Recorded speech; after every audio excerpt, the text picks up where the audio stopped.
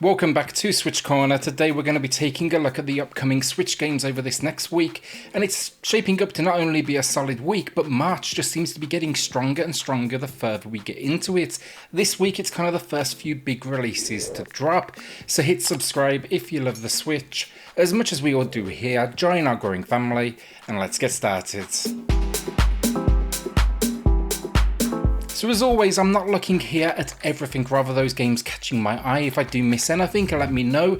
But kicking things off, we've got Noble Armada Lost Worlds. It's a smaller release based upon a board game that's, I've got to put it out there now, ugly in its visual design, that is for sure, but it is turn-based strategy, which always means I at least take a look. And the idea here, you're taking on the role of one of 5 royal houses out to control space. It's had middling reviews on other platforms, honestly, already released, but I will at least check out a couple of reviews to see if it's going to be worth the add to the library and worth my time. So probably the biggest release for me this week, and probably the same for many out there honestly, but Apex Legends, the mighty free-to-play, is finally arriving, and while I'm excited, I'm also super nervous of how this will perform on the Switch, as it is cross-play, and that can often be a recipe for disaster online. You know, you're factoring in things like the frame rate, the draw distance especially. I think these maps are huge, and my worry is the performance will suffer, putting us at a disadvantage. The thing giving me hope here, though, it's got to be panic button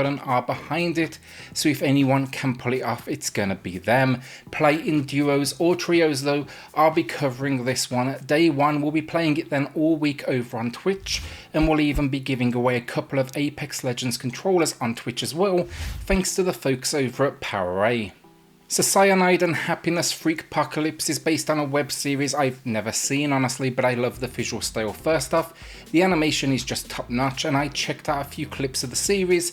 It seems they for sure, captured what fans will want, kind of similar to the recent South Park entries. Describing itself as an adventure game, I'm not really 100% sure on what to expect from the gameplay itself, but it seems here you're out to find a prom date, and it even mentions saving the world. I'm just curious now to know, do we need to know the series itself to enjoy the game? NoReload Heroes Enhanced Edition. I want to mention this one because I'm not sold honestly. The first one, it's like $10 on the eShop. This seems to be building upon that same game, hence there's no 2 on the end, rather enhanced, and they've slapped a $25 price tag on it. I'd be wary of this one. The original, it got mostly average reviews, and from what I understand, it's a relatively basic 1 to 4 player twin stick shooter that has you facing and conquering a tower. This edition then, it's adding in a 4 player competitive versus mode, a few weapons, and then it's local only, no online play. I'm wary honestly, and I'd watch reviews before you part with your cash. So kind of a quick mention here, but Chained is a super budget release. It's described as a puzzle solving experience as we follow a character by the name of Cole out to take revenge on a company that basically destroyed his career in cybersecurity. Doesn't sound like thrilling stuff honestly. It seems to be a number based puzzle game, and it kind of increases the challenge as you progress. But you know what, honestly, I just like the pixel style it's rocking. It's super cheap, and I actually really like the eShop thumbnail. I know that's kind of weird, but there's something about its design that appeals to me, and it kind of shows the importance of standing out on the eShop. Battle Brothers then is a turn-based tactical RPG that released on PC already to really good reviews, an average of 80% over on Metacritic. It's combining what seems to be map strategy that then dives deeper into tactical combat as well, so think you'll choose your travel path before facing off against your enemies.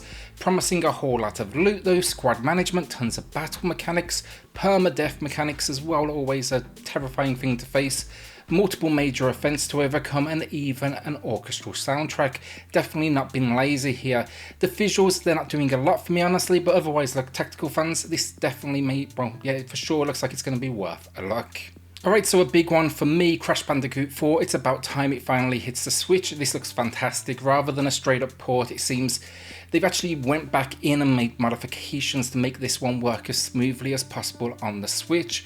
And if it's what the trailer is showing us, we're in for a great throwback platformer as you set out to reunite the Quantum Masks with a few new abilities to refresh the formula. I'm day one on this one. I actually already played the previous release on the other consoles. Can't wait to get back into it. It's a fantastic game, so I will for sure have some coverage here on the channel. You even have a couple of multiplayer options too, which seem to involve taking turns. Blood Bunny then, the game is more me asking a question of you all, honestly. I've never heard of it. It seems to be an online short animation, and I was curious if anyone is looking forward to this release or can just tell me something about the series. This seems to be a third-person hack and slash experience at a budget price point, that's for sure, so I'm just really curious to see this like action and if it delivers. It has a couple of modes, a fair few skills you can learn, 50 levels to face off against and battle arenas. So yeah, this one I need to do some more digging, but right now it seems at least like it could have some potential. So another big one then as well, it's not a cheap week, that is for sure, but WRC9, I loved the last entry on the Switch, so if this one can maybe, you know, tighten things up a little bit, maybe tidy up the visuals as well, just a tiny bit at least, this could be the new best off-road sim on the console. Not that it has a ton of competition. It's promising though 3 new rallies, that's Kenya, Japan and New Zealand, 15 classic cars, 100 special stages. The amount of content has never been a problem with this series. The question for me though is, does it have enough difference to warrant the upgrade? With new modes though, online play and custom championships, it's for sure at least putting the effort in, and hopefully it will all pay off. This trailer as well, I'm going to put it out there now for sure, not Switch gameplay, that is a guarantee. Closing out the new games then that have caught my eye this week then, Pinkman Plus. It's a must buy for me. It seems to be an N++ clone, which is never a bad thing, describing itself as a minimalist platformer with maximum challenge. Basically expect basic visuals with some hopefully tight controls, a jetpack that you can use, which sounds awesome, and a whole lot of obstacles that can kill you. Throw in then checkpoints, a speedrun mode, 100 levels, 20 traps, a synthwave soundtrack, and an average score of 9 out of 10 on Steam. Count me in with a $5 price tag. I'm a sucker for this type of game. Over on Twitch then, Monday, we will be playing Rogue Company. We've had a blast this last week checking this one out. The community's been getting involved as well. It's just for sure an underappreciated gem. From Tuesday onwards though, you can of course then expect to see Apex Legends. Just for the rest of the week, honestly, that's pretty obvious. But the streams, Monday, Tuesday, Thursday, they kick off at 8 PM PST. Friday then is our daytime stream starting at 12 PM. During the Tuesday and also then the Friday stream again, we do have 2 Apex Legends PowerA controllers to give away, so join us for that over on Twitch.